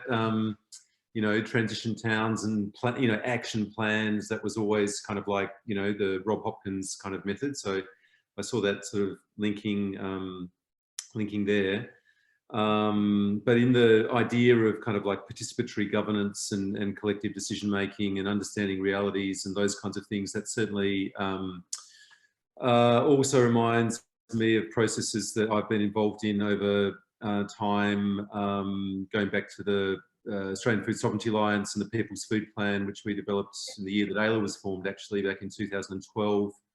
In response to the federal government's, you know, ill-fated, as it turned out, National Food Plan under the Gillard government, for those who might remember those days. So it's like a very long time ago now.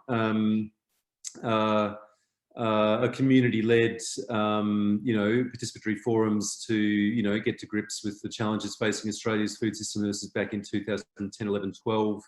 And then through open forums, you know, several of which were held in Brisbane and the Gold Coast, as I remember.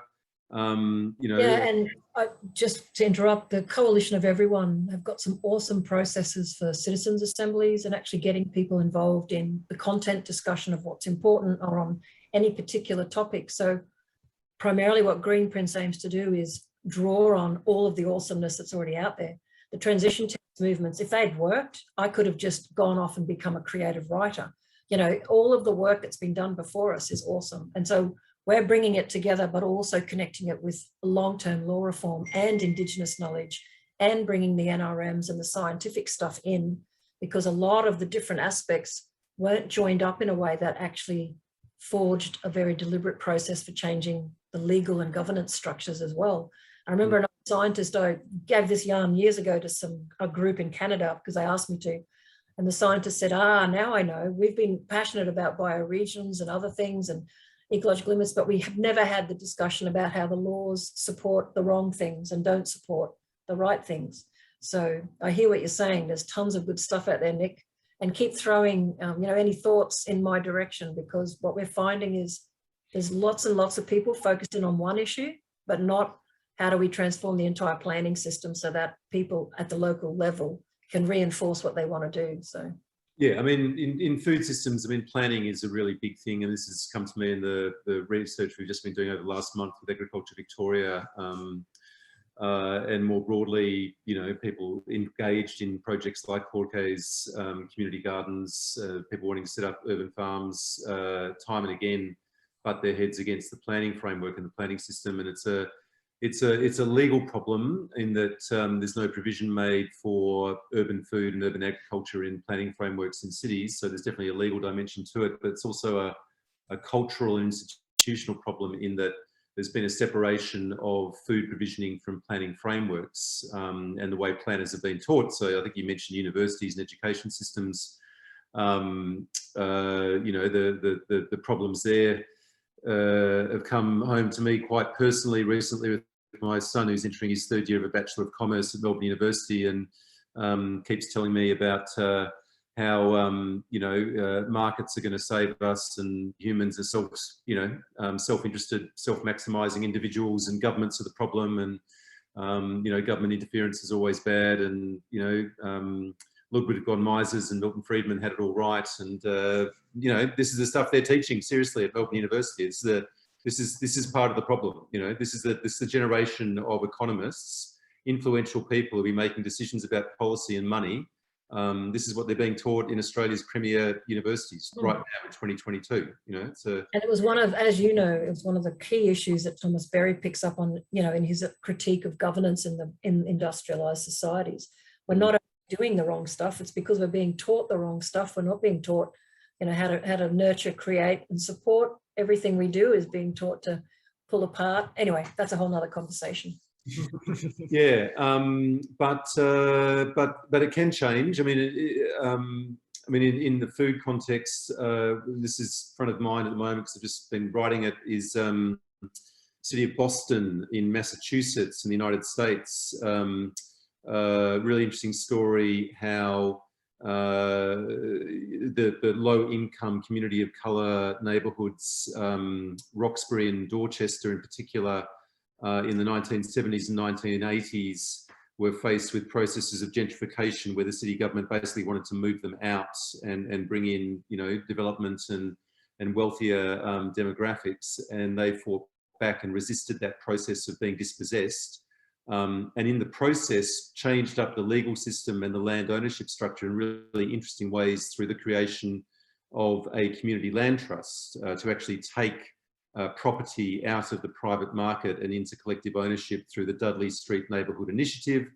And out of that was created the Food Project, which has had long-term secure access to 40 acres of land to work with youth in local high schools to support youth leadership and development through a really fantastic project that is non-capitalist and want to use Gibson Graham sort of diverse economies way of thinking about economies and how it's you know, not a singular monolithic market economy that we exist in, but there's multiple overlapping forms of exchange, sharing and gift and solidarity economies existing in different forms at any one point in time. That's how they work. And the food that they grow, over 122,000 kilos of fresh healthy food every year, some of it is sold but a good chunk is donated, but they're funded through various forms and not having to rely on sales and being a fully fledged social enterprise in order to fund the work they do, because you know, the donors and funders who support them and have done for 30 years believe in their mission and see what they're achieving, and they integrate agroecological practices of educating youth about how to feed themselves and feed themselves well, with deeper systemic questions of food justice and colonial practices and dispossession of Indigenous peoples and the you know, questions of discrimination and so on. And that's now been led you know, going forward into the 2010s with the City of Boston engaging in a participatory governance process to rewrite its planning framework and introduce what's called Article 89, which is a major reform of the Boston Planning Code to create a right to farm in the city and create a right to, in every zone, if you're farming under 1 acre, it's an allowed use and a use as of right. So you don't have to go through 20 different hoops of permits and procedures in order to set up your urban farm. It's there, established, with a guidance framework and a whole range of, you know, training programs and grants programs. And the City of Boston are resourcing that with an Office of Food Access, they call it, with staff to support the expanding solidarity economy of urban farmers and other organisations that are now multiplying in Boston. So for me, that's a microcosm of what you're talking about, Michelle, in terms of how it can happen at a bigger level. In our context, of course, what you've done is integrate really the First Nations perspective with your work with Mary really beautifully, which is so important for us in this country. But I think what we're lacking here is that cohesive, integrated, multidisciplinary approach that makes the link between planning, between law, governance, food, health, biodiversity, social justice, equity, all those things together. And that's what they've done in Boston. And also, interestingly, outside Amsterdam in Almere, there's a really interesting process they've been through to create spanning the rural-urban divide and making a shift away from large-scale industrial agro-export to what they call agromere, a new development on 4,300 hectares outside this intentionally created new city outside Amsterdam, drawing on the work of Ebenezer Howard, who was famous for the Garden City imaginary, and really sort of blending agriculture and green spaces into urban environments. But they're going to do that at scale and link it to the question of affordable housing as well, which is such a critical thing. Coming back to the topic at hand today about food security and injustice in Australia, housing is an absolutely massive one. And that's another really great example of integrated planning, communities working with government, working with the private sector in a really participatory and groundbreaking way. So it's happening, and I think the challenge and opportunity for us in this country is to lead by example. I think in terms of my theory of change and how this can happen is do this in one place and do it well and break new ground. It's almost like build it and they will come. We have to grapple with law and the planning framework. Local governments like to say they want to be at the cutting edge but not the bleeding edge, but somebody has to be first, somebody has to take the risk. Local governments are notorious for being risk averse and not wanting to they're paranoid, and I think that local councils are the only level of government doing anything useful in any, I am shocked because last year I had 2 different local council laws, who I cannot mention yet, actually come to us about Greenprints and rights of nature. And we'd never, honestly, a lot of what Ayla does is so kind of far out there compared to the growth paradigm and the human-centeredness. I thought it would be a little bit longer, a few more years, but now we've actually got to develop some tools and strategies for helping interested local councils who want to do that little bit more and who want to connect with things like donut economics, but they've really, a few of them switched on and went, hang on, I get it, Greenprints will help us achieve those things. We don't even have to talk too much about Greenprints. We use it as what I call the underpinning scaffolding to thinking through all the different elements. Just forgive me for 1 minute. It's that time of night and I've got some people who need to talk to me about dinner. Won't be a tick. No worries. But just to finish that off, I think local governments are absolutely critical. In Victoria, there are many councils that have been working away at this area for some time that have got urban agriculture strategies and food system strategies, have created them in participatory ways. And the exciting thing about Agriculture Victoria and the state government now getting involved is that can now, hopefully get a big push because local governments are creatures of state government. There is a hierarchy at work here. And if they're mandated and effectively told what to do by the state government, that they need to create local food system strategies, they need to make room for growing food in cities, then effectively that's an enabling framework and indeed a mandate, if I might use a very controversial word at this time, a good mandate, a positive mandate, in order to support really necessary change. Jorge, do you want to say about the local context here in the Gold Coast and how you see things? What we've seen is we are in a moment where we need to evaluate how we do things. It's a great what we have demonstrated in terms of it's possible to grow local food and grow intensive when it's needed in time of crisis, but it's a limit, and the limit is the people need. At the moment, regular users of food bank on the Gold Coast is around 30,000 people. I suppose in time of crisis, COVID, heavy raining, transport cut, going to be more people, and the city cannot afford more of the 3 days of storage food, especially fresh food. So, and that coming from far away, I think the city has limited the connection of food supply on the region inside of 300 kilometers. And the city grow, and grow a lot and quick, and the city needs to have a percentage of sales capacity to support food, especially for people who more need. And when we say should we support the community has need, and we evaluate, we observe the quality of food is given through food bank, and then of the nutrient the people get for every week, especially for kids, we can say it's not the best nutrient food we are delivered to food bank.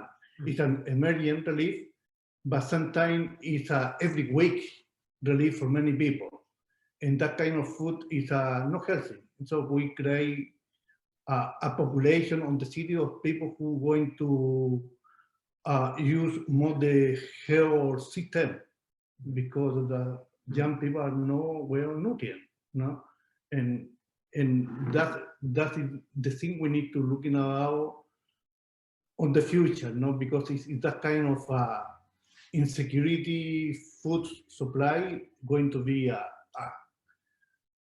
ongoing situation on the next 10 years or even worse all the time.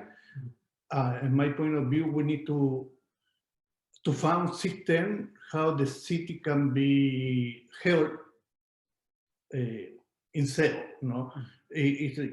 Of course, maybe it's impossible to sell relief on food 100%, but Gold Coast at the moment, the urban, the city, the contraction only occupy 50% of the territory. So it's a green land in between the city and around the city. And we demonstrate food can be grown because we are able to grow food in intensive way in a land which was not situated. Degraded. Yeah, the water was not good. Is on the slope. It's a watching was very little soil, 10 to 50 centimeters when we take over the site. Now our garden in the whole ecosystem has about 60 centimeters of good deep soil with organic matter, with nutrient and fertilizer, where we grow a tree, and the tree start to fruiting already on the 3rd year. And we was able to create that, not to create, but to apply agroecology biointensive system, because two things. One is because the living soil we create, the environment, and of course is the human, the volunteer input. Now, when we say the volunteer, yes, we are proud to be volunteer, but the reality is a percentage or a volunteer is people who do because it's a mutual obligation for central link income they have. When we say that, no, is people in sale maybe use the food bank or are in that condition are similar condition of the people use at the food bank because their income is limited, you know. But when we say that, it's like when we use a volunteer support for central link, really we are using a public staff. We use a percentage hour a week of people who have been paid by government money to do a job. And instead of that become a public service, no, which is a public service, not only because we grow food, but because we grow healthy food, we grow an ecological environment, sustainable. We are able to positive have carbon, no, because we have more carbon of what we put there. So we are on positive carbon on the ground and the way how we do. So the value, the contribution of the education value of the play as the play is open to the public, it's unfenced, it's not similar to the majority of community gardens where are fenced and only member can be accessed or invite people, no? But here is like any other parkland, any other public land or park, no? Where people can go get anytime and learning by experience, by observation, no? And it's a place where if people want to take a fruit, they can do. If people want to take a plant, they can do. So it's a learning place. So somewhere EdibleScapes is a different of city farm, and it's a different of community garden or typical community garden. No, in that sense, it's a play, a small play, no, which can be accommodated in any open land, common land, under city council administration or state administration, or any other institution, religion, university, other education institution, no, or land sit to the public to use in that way. So it's something, yeah, again, it's something in between community garden and city farm. But it's a productive space and it's an educative space. Now, how we, and why, what the reason to invite Michelle to help us to start that process, and we understand Greenprints is a process in our situation in our city. We understand going to be a long process before to engage the community. No, we have invited community garden, we have invited other organic grower, we have invited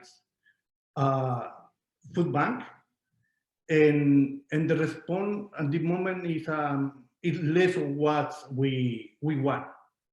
No, and that is the reality of the play. But still, we want to perceive, and to perceive, we know going to be long work.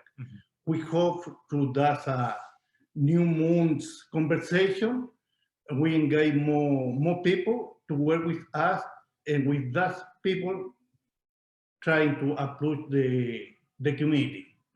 Now, to engage more the neighborhood center, to engage more the food bank user, to engage more people around community garden, and some state where we have advanced conversation, maybe engage with local city councilor or other politician if it's need.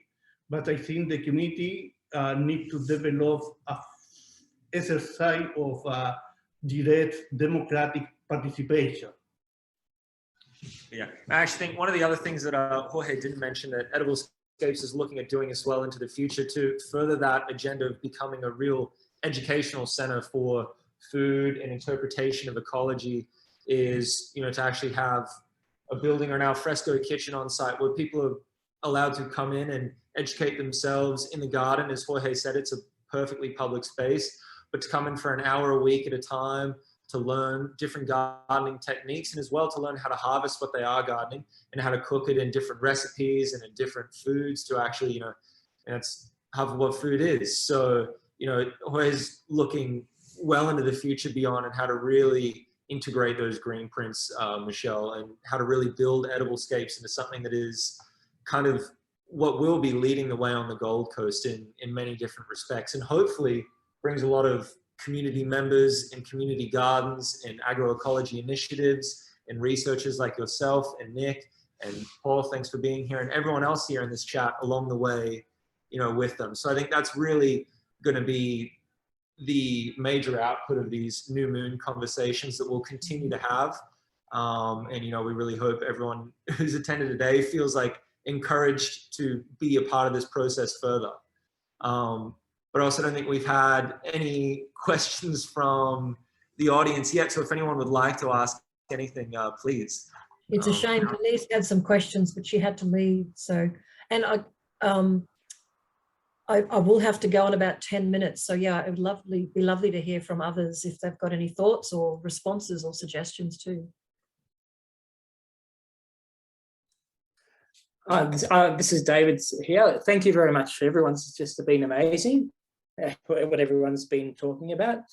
Has anyone heard of Hulbert Street in Fremantle at all? It's, yeah, I mean, I like that kind of, what I've learned so far about that, I guess, is it's just a community of people in a street who've just come together and they've basically helped each other. They've learned to grow food, growing food on the footpaths as well, and they just do things together. It's almost like, I think there's two ways to look at this whole thing. One is to look at it from a local government point of view, and the other one is to also see it from a grassroots point of view, and then be able to plug in, say, what Jorge and what Michelle has to offer, which is all the education and the processes for it. It's almost like, if we can do it in an organic way with streets, like certain streets, and people are growing food in their own backyards, I think that might be a good way too.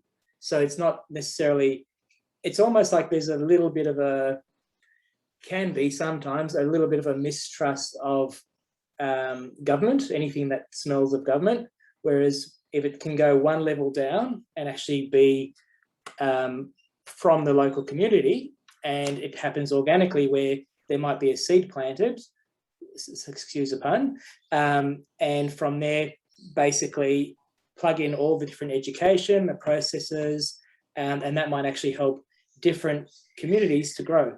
And I guess I like the idea of diversity as well. We've gone from a world where it's all global and everything's become more standardized, and be great to go the opposite way and have communities which are just so diverse and create more diversity all the time. Anyway, I'm just throwing that in there in the mix and just seeing what happens with that as well. Yeah, I think it's a great idea, and it reminds me also of a great movement that was started in Yorkshire by two women owners of local cafes in a Yorkshire town called Todmorden. And their initiative was called Incredible Edible Todmorden, and their vision was everyone in that village just growing food everywhere as much as possible. And that spawned a whole movement across Britain and internationally as well. Yes. Similar kind of thing, but yeah, a whole town rather than just a street. A cautionary note I would sound is, and this is why, ultimately I think you have to involve, institutions. I do take your point. Yes. Particularly those in Queensland might remember some years ago there was an initiative on the Gold Coast. Sorry, not the Gold Coast, the Sunshine Coast. Yeah. Can't remember what it was called now, but it was again a couple who wanted to create at a street level, and it was a street, if I remember rightly, a food forest and veggie gardens, and they're, going absolutely fantastic. And the council tore it down. And then, yes, and the council said, hang on, you haven't got permission, you haven't done this, the plants are too big, it's a hazard, whatever, and it's all going to be ripped out. And Yeah, I think you can do a bit of both then. It's almost like if you can kind of inspire the community, then get council involved, or I guess in tandem would be better, but it's almost like it needs to be started at the community level so there's more trust to begin with, and then get the council involved, or it might happen at the same time. I don't know. It's a very, yeah. There's not always a perfect idea. Exactly. Yeah. David. We often joke that Ayla's approach is the sort of splatter gun of try everything, and it depends on the human beings. You know, we've just had the Newcastle Council ask to include Greenprints in their beginnings of their 10-year strategy documents, just to mention, because they want to have that opened up and start to weave it in. Now, this is just people picking up on ideas. So yeah. I'm sure Nick would agree. Sometimes you've just got to keep talking until there's no breath left in your body. Well, yeah, I mean, and people pick up on good ideas. Yeah, and look, I all for grassroots action and people growing, you know, and because you don't need permission to grow food in your own space, and you just can do it and get going.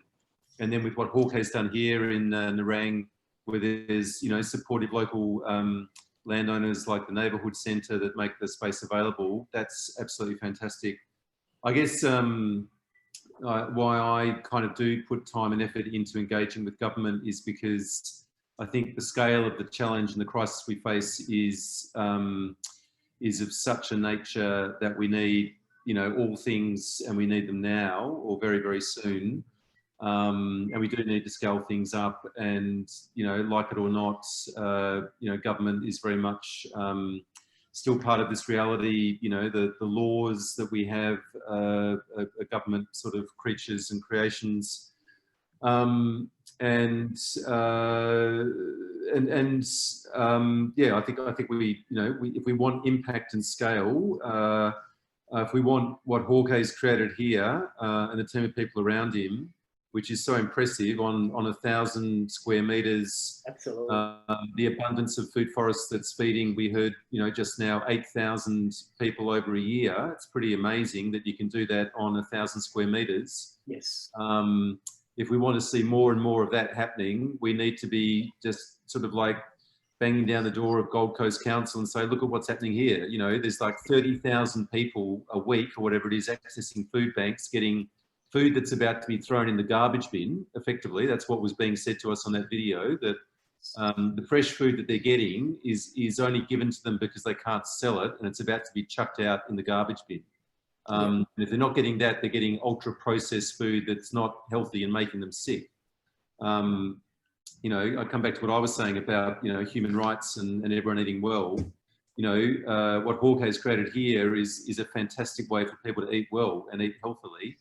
We need 100 of these in the Gold Coast, and we could deal with the problem of food insecurity. But the council has to get engaged, and we have to, you know, yes, we have to act at the local, at our own backyard level, but we need to be, you know, getting our representatives, because they're there to represent us. I mean, that's the other point for me. It's about democracy. It's about our society, and we shouldn't let them off the hook. You know, we pay them through rates and taxes. They should represent us and what we want as a society and a community.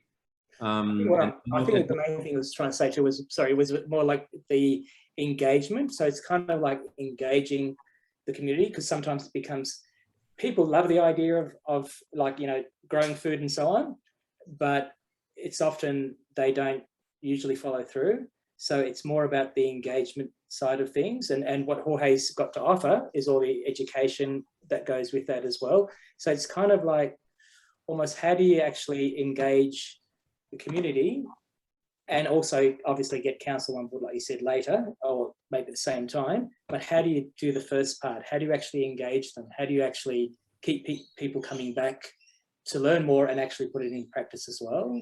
You build a community around it. I mean, that's how you engage people. You create, you know, you give people reasons to come back because they're learning, because they're connected, because they feel part of something that's bigger than themselves. And that's, you know, ultimately what we want. You know, we want community and belonging. And that's what. I'm really sorry to interrupt. I really am sorry. I am going to have to go. I've got a very sick teenager actually. So she's, yeah. I need to tend to her needs. But if you guys want to continue, I can just make one of you host So perhaps you could just let me know who's got the best laptop and I'll make you host, and then you can. Sorry, we just saw, mine just came up with low battery just then. Oh no. Well, I can make anyone the host. It's just that if I leave, I'll cut you off. If you make Jorge the host, I think he's got the most battery out of it. The one that says EdibleScapes? Yeah. EdibleScapes. Okay, I will do that. Make host. You are now the host. Please do note someone else is using the Zoom link at 7 p.m. Queensland time. So you'll have to jump off before then. I think we'll be done well before then, Michelle.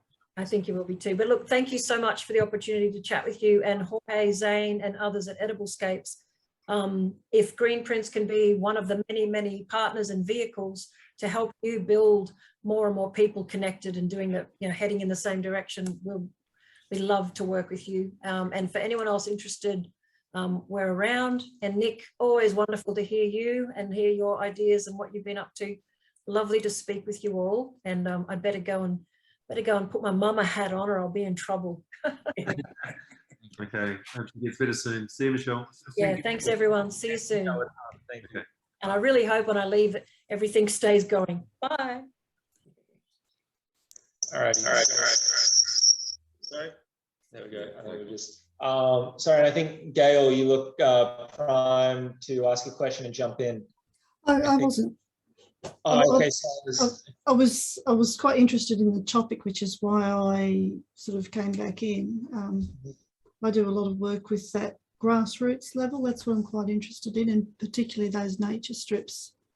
But I don't advocate growing food on them. That's one of the big debates in the nature strip world, whether they should be used for growing food or habitat.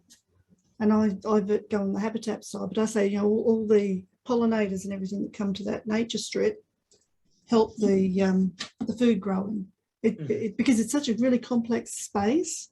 If David wants to contact me, he can do. I mean, I've done a lot of work on getting it to work with councils, because it does have, the thing about nature strips is that you can go and do it today. You don't have to get planning permission and everything, which you're doing for community gardens and everything. You don't have to have an organisation that's sort of committed to running it. But it's also a really complicated space because you've got the pedestrians, you've got all sorts of other people, which is why when people get too enthusiastic, I guess is the one way of saying, which is what happened in Buderim with the urban food street, and which is what is happening right now in Melbourne with some street gardeners. It just blows up, and the council loses and the residents lose. It all just goes to pieces because they can't find a good answer, because it's trying to satisfy everybody's needs. It's possible, but it's going to take a lot of work to happen. I think we need to do it. What I'm working on, I call it the Shady Lanes project, and I'm working on that idea of collaboration between councils and residents and lots of other people for small individual projects, which can then lead on to the bigger projects. I can send you an email later if you want. You can have a look at the website, which is shadylanes.com.au, and I'm trying to bring these different people together to find ways so that they use the nature strips to start with to re-engage people with nature, to get them to care, and then that starts conversations, and then that grows the confidence, and then they start getting more involved in growing food and things, because growing food is harder than just growing a native nature strip. I mean, there are more complications, more things can go wrong, which is why councils get worried about them. But, lots and lots of councils allow you to do it with what David said, is to plant out streets. It's just a matter of doing it so that you don't end up with those disasters like happened on the Sunshine Coast, where the council in the end, it came to loggerheads. Neither, the residents wouldn't compromise and the council couldn't compromise, because councils, whether they like it or not, have got to act on complaints and follow rules. So if we want to effect change, we've got to avoid those sort of blow-up situations that create this sort of council versus community, because it's got to be councils and community working in the same direction for that sort of grassroots level movements to happen. that make sense? Absolutely. And David's just given you his number, Gail, it looks like in the chat. So oh, okay. I'll save the chat. I'll put the website in there. You know, I've been working on this for ages. I've done research into movements and why some work and why some don't, and collaborations and how to get these different people collaborating. And so that's what I'm trying to do. And I see, you know, what you're doing is to the side of it, but works with it. It's sort of part of it. So anyone's, you know, contact me through the website or connect on LinkedIn if you like. But I find it really interesting. My background is IT and communications and building online communities, so, which is, but I'm also a gardener. Grow my own food. Excellent. So I think that's all I've got to say. I'll contact David. Yep. Yeah, perfect. And thank you for sharing your website as well. I just had a chance there to nip onto Google Chrome and favorite that for later, because I'll definitely, if you'd like, I can share that as well through the events page. I'm happy to feel free. share resources, yeah, you know, I mean, to everyone who's involved. That's right. I'm also building a directory, and people can list for free, and that's trying to get those people in together. They can list events, they can list their organisations, but I'm just really sort of trying to get at the start of getting that directory and stuff going now. But yeah, we can work together, definitely. Perfect. Thank you. Does anyone have anything else to add this evening that they'd like to get out? Me, please. Hi. Hi. Well, I'm just have like a comment, kind of like a pointed out thing. So last term in the school, like me and my team, we create like kind of a project to call it like, you know, to talk about like food insecurity with international students, but more related to people like to students that are doing like, you know, like they're studying English here, or they're doing like, you know, certificate or diplomas. And what we come across is that usually like these people are the ones like really vulnerable to be like with food insecurity, but they don't have, you know, idea how exactly search for things. At some point, like there's even people that don't know the vocabulary of what the situation is. Like they don't know like what like you know, not having access to food or not having the money to get into like to purchase the food. They don't know that it's called like food insecurity, or they don't know that there's like programs that they can help them. They only know like about probably like what the food bank was doing for them. There was a few food banks supporting from the government with the pandemic and everything. So I know a lot of people went through a lot of things. So many have to go back to their countries because, you know, the opportunities here, or it was always deciding between like your rent and your food. So well, it's gonna be here my third year in Australia, but it took me like a year and something to kind of come across with all these organizations and all these contacts. And it only happened because one professor, you know, started opening to these opportunities to us, like, you know, LinkedIn, this, that. And before that, I know there's like people that has been here many years or just arrived. They don't have the access or the knowledge or the understanding of what they can do. Like mostly we all live in like buildings with apartments with like no gardens, no nothing. So it's like, you know, it's like so hard, and it's like so shocking to arrive to a new country, like you feel by yourself.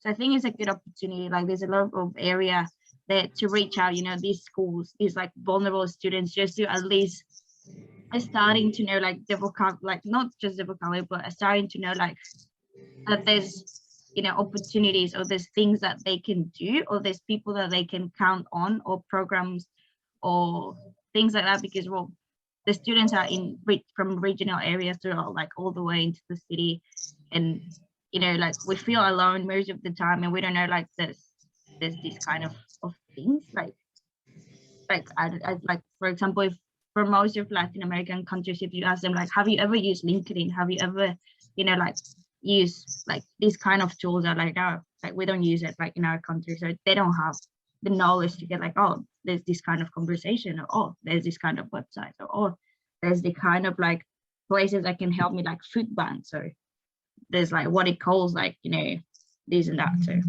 I don't know, like just to point it out there. Yeah, I think it's a really important point, because all the pandemic supports that were announced in 2020, international students missed out on them.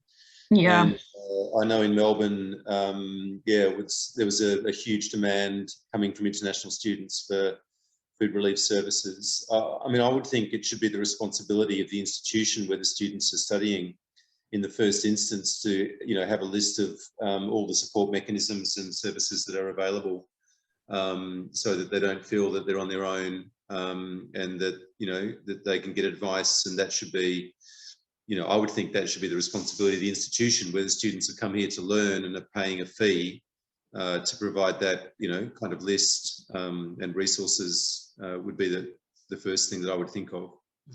Yeah, I think because, well, I like, at least like on 2020, I was a bit hopeless, and like there's like was not coming information from anywhere, and like there was like you have to apply for funds or things, and they were not coming and things like that. So it's like kind of nice to know now that, you know, there's these kind of, you know, places that can help you, teach you how to, you know, overcome these kind of situations. But yeah, I also believe that it's like school responsibility, but well.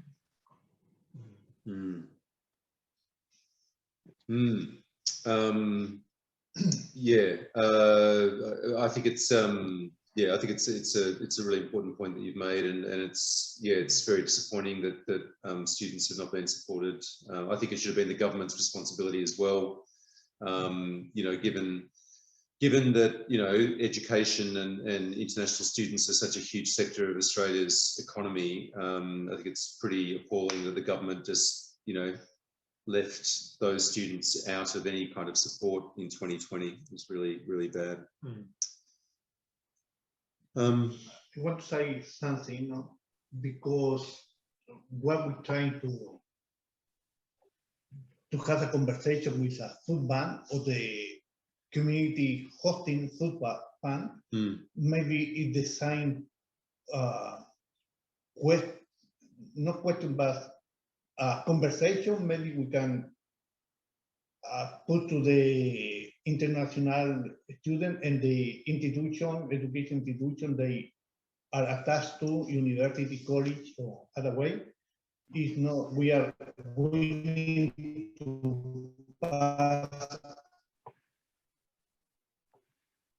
the knowledge, the way we do things here, in a way are able to see land to create a community food initiative around that area. In the university as well, you know, the university has land, and maybe that can let the student community to grow food, social food, not only for the restaurant, but for the students who are in need. Yes, that's an excellent idea. Yeah, it would be nice to have like that kind of database that we can, like, you know, like just reach out when like people are in it, or like, you know, to know what we can access to this kind of information.